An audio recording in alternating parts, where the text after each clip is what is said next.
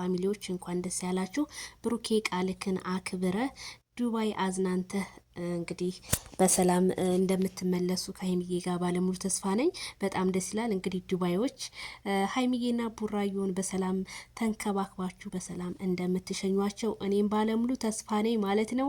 እንግዲህ ሀይሚዬንና ቡራዩን ከዱባይ ሴቶች ከዱባይ ወንዶች ይጠብቃችሁ እላለሁ ማለት ነው። ጨረቃ ፋሚሊዎች የተግባር ሰዎች ናችሁ። እንኳን ደስ ያላችሁ ብያለሁ በዚህ አጋጣሚ ማለት ነው። 2 ሰዓት ተኩል ላይ ዛሬ ይለቀቃል ቪዲዮአቸው። ሁላችሁም ገብታችሁ ላይክ፣ ሼር፣ ሰብስክራይብ አድርጓቸው። እንደዚህ ለመስራት የሚሯሯጡትን ፍቅረኛ ማቾች ከፍ ከፍ ለማድረግ ያው የኛም እጅ መኖር አለበት ብዬ ነው የማስበው ማለት ነው። በጣም ነው ደስ የሚለው ማለት ነው። እንግዲህ በጣም ብዙ ልጆች ጥያቄ እየጠየቃችሁ ነው። ዜድዬ ሀይሚዬና ቡራዩ ፍቅረኛ ማቾች ናቸው ወይ እንዴ? እሱንማ ቆይ እንነጋገራለን። ካሜራ እንደቅኜ ማለት እንነጋገራለን። እና ሆቴሉ ደግሞ በጣም በጣም በጣም ነው የሚያምረው ማለት ነው። በጣም ደስ ይላል ማለት ነው።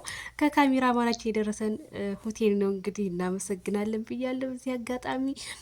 ልዩ ቀን ነው። መልካም ሁሉ ተመኝንላችሁ እና ወደ ሌላ ነገር ስገባ ወደነ ሙቤና ሩታ አብርሽ በጣም ብዙ ልጆች ዜድሻ ሙቤና ሩታ አብርሃም አንድ ላይ ይምጡልን ብለሽ ተናገሪ። በቃ ዝም ብሎ የድሮ ፍቅራቸው ናፈቀኝ። አንቺ ብዙ ሰው ስለሚያይሽ ስለሚሰማሽ ተናገሪልኝ። ሁለት ቀን እንኳን ይስሩልን። የማንም ቤት ሲያሞቁ አይደል የሚውሉት ሩታዬ ብላለች እህታችን ማለት ነው። እንግዲህ ሙቤና አብርሽዬ ተጣልተዋል። ኩርፍ ናቸው ማለት በጣም እንግዲህ በጣም ነበር የሚዋደዱት።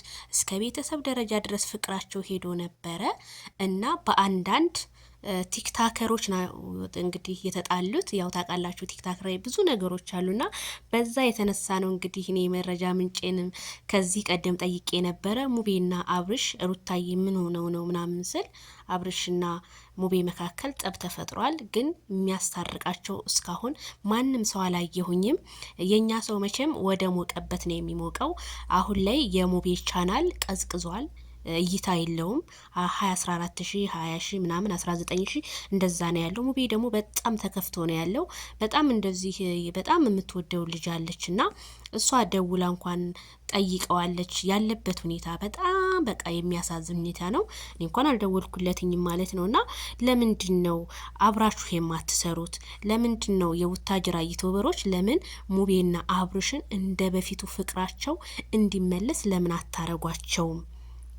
በጣም ነው የሚደብረው። በጣም ነው የሚያሳዝነው ማለት ነው።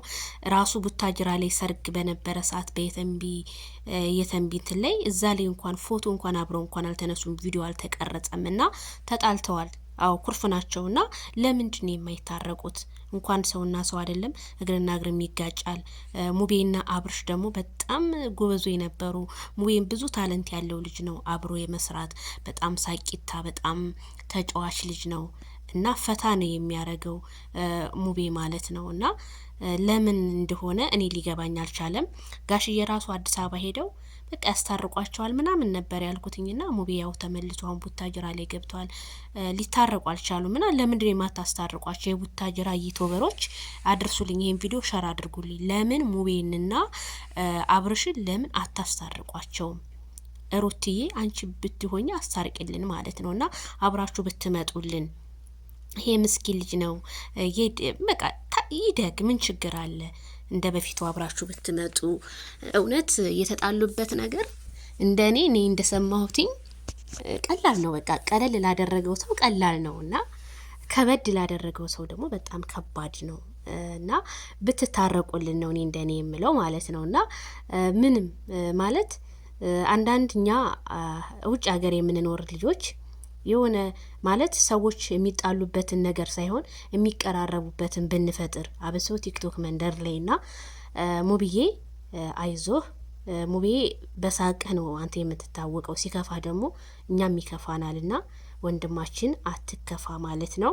አብራችሁ ስሩልን። እኔ ብዙ ጊዜ ልሰራበትና የሆነ ተዋለውና እህታችን ስላስታወሽን እናመሰግናለን። ስለዚህ እባካችሁ የቡታጅራ ዩቲዩበሮች አስታርቁልን። ትሰሙኛላችሁ ብዙ ልጆች የቡታጅራ ልጆች ማለት ነውና ለምንድን ነው እና ቤላ እያላችሁ ለምን አታስታርቋቸውም? እነዚህን ልጆች ማለት ነው። እውነት የሰው ልጅ 3 ቀን ከሞላው በቃ ፈጣሪ የማይወድ ታረቁ፣ ምን ችግር አለ? እውነት እኛ ክፎች ስለሆን እንጂ 3 ቀን ከሞላን በቃ ኩርፊያ የሚባል ነገር የለም። እስከ 3 ቀን ማለት ነው። በቃ መታረቅ ነው ያለብን እና አብርሽ በጣም ምርጥ ወንድማችን ነህ። ሙቤን እውነት ማስደሰት አለብህ ብዬ ነው የማምነው። ብዙ ላይፍን አሳልፋችኋል።